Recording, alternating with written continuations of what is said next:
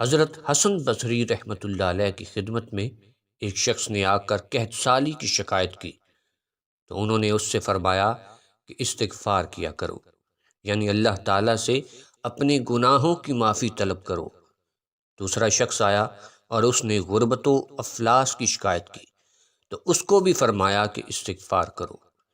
ایک اور شخص آیا، اس نے اولاد نرینہ کے لیے درخواست کی تو فرمایا کہ استغفار کرو۔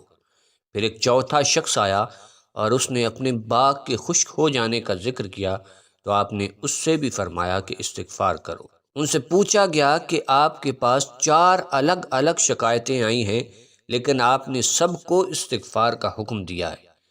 حضرت حسن بصری رحمۃ اللہ علیہ نے فرمایا کہ میں نے اپنی طرف سے کوئی بات نہیں کی، بلکہ خود اللہ تعالیٰ نے سورہ نوح کے اندر ارشاد فرمایا ہے کہ اپنے رب سے گناہ کی معافی طلب کرو، بے شک وہ بڑا بخشنے والا ہے۔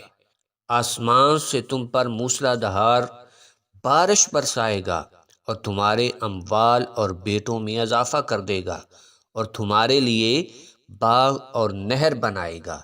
تو ان آیات مبارکہ میں اللہ رب العزت نے موسلا دھار بارش، مال و اولاد میں اضافے اور باغات و نہر کی فراوانی کی نعمتوں کو استغفار کے نتیجے کے طور پر ذکر کیا ہے، جس سے پتہ یہ چلتا ہے کہ استغفار کی کثرت ان نعمتوں کی وصولیابی کا سبب بنتی ہے۔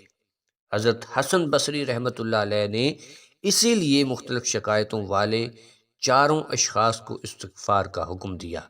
تو استغفار ان 4 نعمتوں کے حصول کا ذریعہ ہے۔